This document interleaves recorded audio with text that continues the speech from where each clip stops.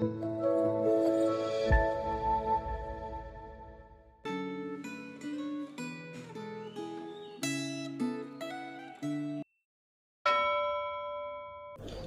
jemaat yang dikasihi Tuhan. Hari ini kita akan belajar firman Tuhan dengan tema Allah atas semesta alam. Sebelum kita merenungkan firman Tuhan, mari kita berdoa. Ya Tuhan, pimpin dan sertailah perenungan kami. Kiranya firman-Mu memandu langkah hidup kami sepanjang hari ini. Dalam nama Tuhan Yesus kami berdoa. Amin. Firman Tuhan hari ini diambil dari Yeremia pasal 46. Saya akan membacakan ayat 9 sampai ayat yang ke-10.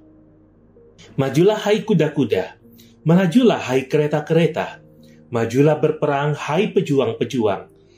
Hai kamu orang Ethiopia, dan orang Put yang memegang perisai, dan orang Lydia yang memegang dan menarik busur. Hari itu hari Tuhan Allah semesta alam, hari pembalasan untuk melakukan pembalasan kepada para lawannya. Pedang akan menelan sampai kenyang dan akan puas meminum darah mereka. Sebab Tuhan Allah, semesta alam, mengadakan penyembelihan kurban di tanah utara, dekat sungai Efrat. Jemaat yang dikasihi Tuhan, Yeremia pasal 45 merupakan akhir kisah pelayanan Nabi Yeremia di tengah orang Yehuda.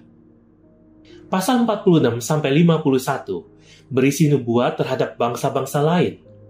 Mungkin kita bertanya, mengapa Allah menyampaikan nubuat tentang bangsa-bangsa lain dalam kitab tentang Allah dan umat-Nya? Jangan lupa bahwa Allah adalah Tuhan atas semesta alam, bukan Allah untuk bangsa Israel dan Yehuda saja. Ialah Allah yang berkuasa dan memerintah dari surga. Ialah yang membangkitkan dan meruntuhkan bangsa-bangsa. Bangsa-bangsa yang besar dan jaya tidak boleh lupa bahwa mereka menjadi besar dan jaya karena Tuhan memberkati mereka. Sebagaimana Allah berdaulat menghakimi umat Israel dan Yehuda, Allah juga berdaulat menghakimi bangsa-bangsa lain. Bacaan Alkitab hari ini beberapa kali menyebut sapaan Tuhan semesta alam. Allah sang pencipta yang berkuasa atas bangsa-bangsa akan menghakimi bangsa Mesir. Seperti terhadap umat Yehuda, Allah memakai bangsa Babel untuk menaklukkan Mesir. Di ayat 10, istilah hari Tuhan menunjuk pada hari pembalasan terhadap bangsa-bangsa yang menjadi lawan atau musuh umat Allah. Mengapa Allah memandang bangsa Mesir sebagai lawan yang harus dibalas dan dihakimi? Bangsa Mesir menjadi lawan Allah karena mereka tidak mempercayai Allah. Padahal Allah telah melakukan perbuatan-perbuatan besar di antara mereka. Mereka tetap memilih untuk menyembah berbagai dewa dan dewi, termasuk Dewi Apis. Bangsa Mesir juga dihakimi karena kesombongan mereka.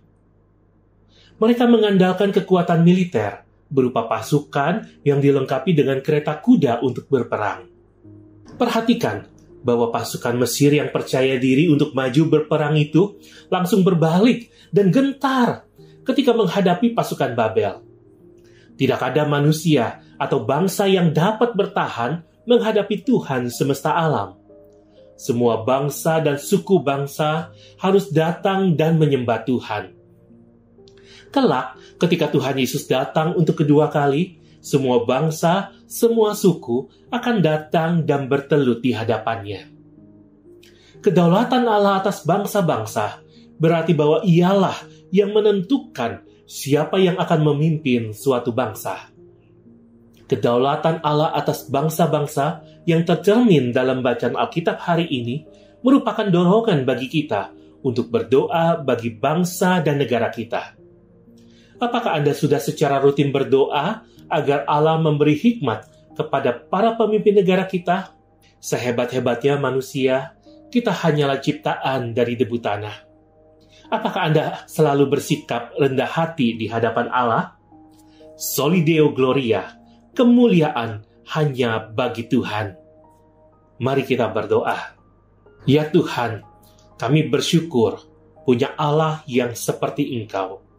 Engkaulah yang berdaulat atas semua bangsa, atas semua suku bangsa, atas semua bahasa. Engkaulah yang berdaulat. Oleh sebab itu, kami menyerahkan negara dan bangsa kami, para pemimpin kami, kepada Tuhan. Biarlah Tuhan memberikan mereka hikmat bijaksana untuk mensejahterakan rakyatnya. Tolonglah mereka untuk mengalami perjumpaan dengan Tuhan. Tolonglah mereka dan tolonglah kami juga, supaya kami selalu bersikap rendah hati di hadapan Tuhan. Tolonglah kami untuk lebih mengandalkan-Mu di dalam kehidupan kami sepanjang hari ini. Di dalam nama Tuhan Yesus, kami berdoa. Amin.